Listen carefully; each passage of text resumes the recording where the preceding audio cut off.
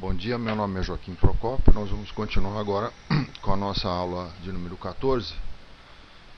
E nós havíamos terminado a aula anterior, parte 13, descrevendo o steady state usando o circuito elétrico equivalente. Nós vamos agora analisar a fase transiente e a fase de steady state usando como modelo os reservatórios hidráulicos. E aqui então nós temos o nosso gráfico com as quatro fases: fase de repouso, fase de despolarização, fase de steady state estacionária e fase de repolarização. Então este diagrama corresponde à fase de despolarização. E nós vamos ver então que essa fase se inicia com a abertura de um fluxo de água sobre o reservatório VM. Então vocês podem ver que ao se iniciar o fluxo de água, o nível do reservatório VM começa a se elevar, indicado por essa seta preta. E inicialmente a elevação é muito rápida, mas assim que esse nível sobe suficientemente para causar um desnível entre este lado e esse lado, começa a se iniciar um fluxo de água desse lado para esse lado, uma vez que há um desnível, uma diferença de pressão, que é o chamado fluxo resistivo. Esse fluxo ele atravessa esse reservatório para esse reservatório através da condutância ou do equivalente à condutância elétrica da membrana, e nesse caso é a condutância hidráulica do nosso modelo hidráulico. E à medida que esse fluxo continua constante, o fluxo da torneira, e à medida em que o nível de água vai subindo, o desnível entre este reservatório e este reservatório aumenta, vai aumentando no tempo, até que E à medida que o desnível aumenta, o fluxo resistivo aumenta, na mesma proporção, porque o fluxo resistivo é a diferença de nível dividida pela resistência hidráulica desse tubo. E eventualmente nós vamos chegar num momento em que o desnível é tão grande e este fluxo é tão grande que agora o fluxo resistivo ele iguala-se ao fluxo da torneira. Então nesse ponto nós chegamos nessa fase onde o nível não sobe mais. Mas antes de descrevermos essa fase que está nesse diagrama, eu quero discutir com vocês algumas relações quantitativas entre os diferentes fluxos usando esse diagrama. Então, nesse caso nós vamos ter que o fluxo injetado, e aliás, isso é válido para todos os diagramas, tanto elétrico quanto hidráulico. O fluxo injetado, nesse caso é o fluxo de água, ou a corrente injetada pela pipeta.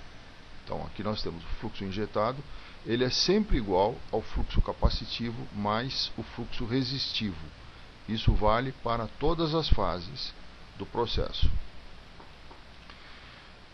Nós podemos analisar agora a evolução das duas correntes no tempo, nessa fase de despolarização. Então, o que eu quero dizer para vocês é que as correntes capacitiva e resistiva, elas não se mantêm constantes, embora a soma delas se mantenha constante igual ao fluxo injetado. No momento em que é ligada a torneira, nós temos essa região aqui, a corrente capacitiva tem o seu valor máximo. E nesse momento a corrente capacitiva ela é exatamente igual ao fluxo da torneira. Mas à medida que o nível começa a subir e começa a ocorrer uma diferença de pressão entre esse reservatório e esse reservatório, como eu já falei, a corrente resistiva passa a aumentar e agora a corrente capacitiva passa a diminuir. Como nós podemos obter, observando esse gráfico, as dimensões relativas das duas correntes, capacitiva e resistiva. Então nós podemos observar aqui nessa figura que na realidade esta corrente capacitiva ela é definida como sendo a variação temporal da voltagem. ela é proporcional à variação temporal da voltagem, segundo esta equaçãozinha que vocês estão vendo aqui. Vamos dar um pequeno aumento. Eu fiz uma bobagem aqui, que é muito frequente. Então, voltando ao desenho anterior, nós temos então que a corrente capacitiva, I capacitiva, ela é teoricamente dada pelo produto da capacitância pela variação temporal da voltagem, dV/dt.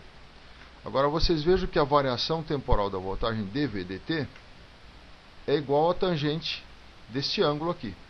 Eu esqueci de colocar o nome do ângulo, mas vamos chamar de alfa, o ângulo entre essa linha preta e a linha tracejada. Então, esse ângulo é o ângulo alfa, cuja tangente é igual à derivada dV/dt.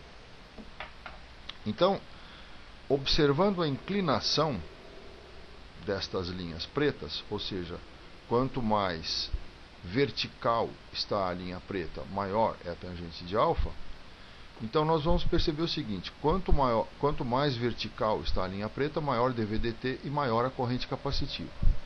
Usando esse raciocínio, nós vamos ver que no começo, logo no início, onde essa curva vermelha está mais inclinada, mais de pé, e portanto essa linha preta está mais vertical, a corrente capacitiva é muito grande. Aliás, ela é máxima aqui, igual à corrente injetada pela torneira. À medida que vai evoluindo o processo de despolarização,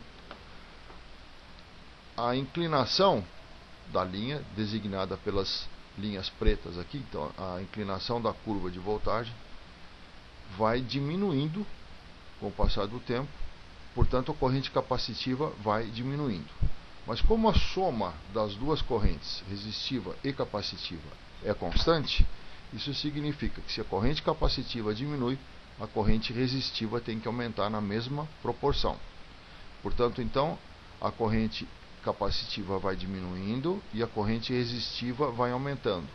Nós vamos chegar num ponto, que vai ser descrito no próximo diagrama, em que a corrente capacitiva torna-se zero, porque agora a tangente, o ângulo alfa é zero e portanto, sua tangente é zero.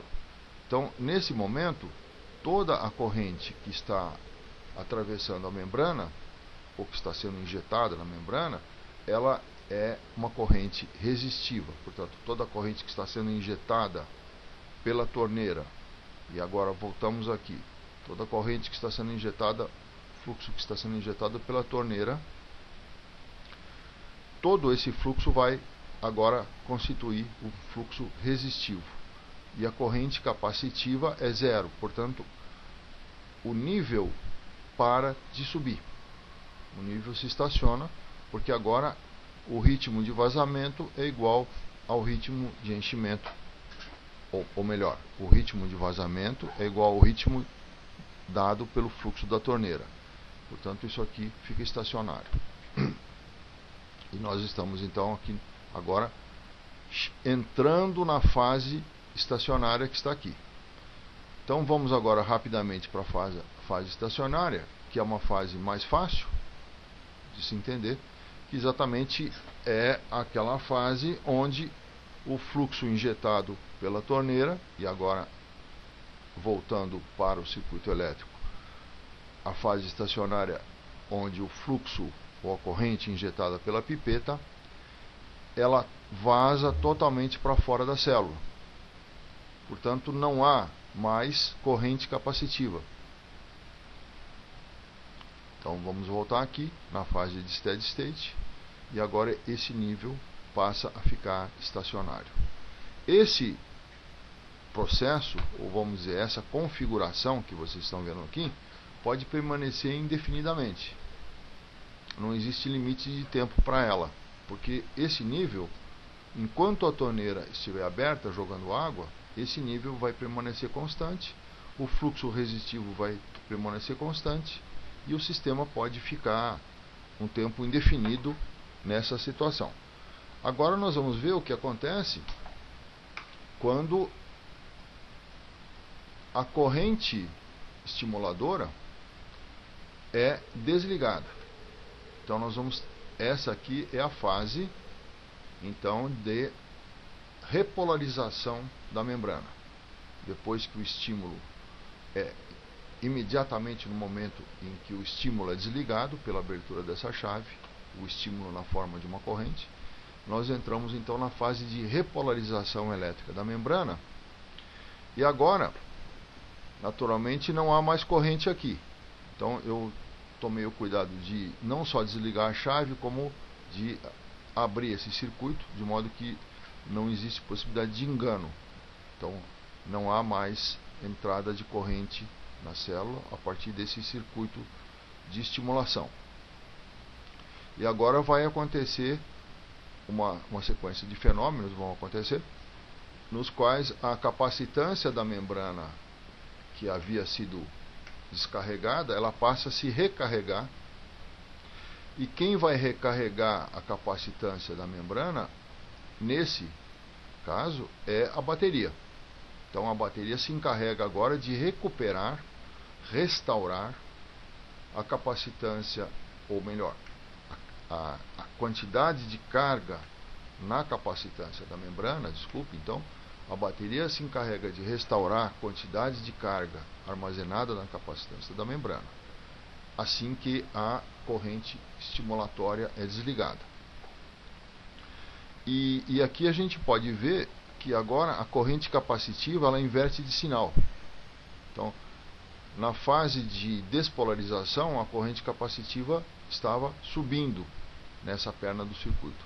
Agora a corrente capacitiva ela está descendo. Portanto, agora o capacitor está se recarregando. Na fase de despolarização, o capacitor estava se descarregando. Agora, na repolarização, o capacitor passa a se recarregar. É um pouco complicado para o estudante entender tudo o que acontece simplesmente observando o circuito elétrico equivalente. Então nós vamos agora passar para o circuito hidráulico, esperamos que dê tempo. E então nesta fase de repolarização, a torneira ela se fecha. Nós temos aqui,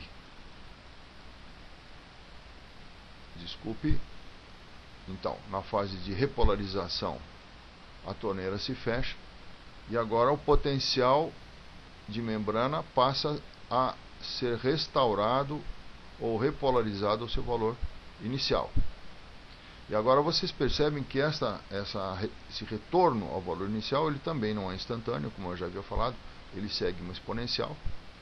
E agora acontece uma coisa interessante, que é o fato de que em todo esse decurso temporal da repolarização, a corrente resistiva e a corrente capacitiva são iguais. Por quê? A capacitância se descarrega agora pelo fluxo resistivo. Ou seja, nesse modelo, pelo menos, a gente pode ver isso, né? Que o esvaziamento, nós estamos aqui, o esvaziamento desse reservatório ocorre às custas de um fluxo desse reservatório para esse reservatório. Não há mais fluxo aqui.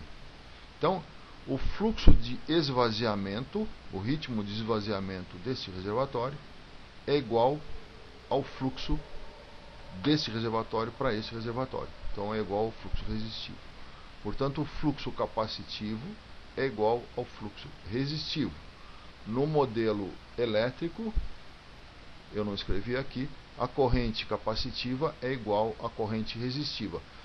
Mas isso a gente não consegue ver aqui.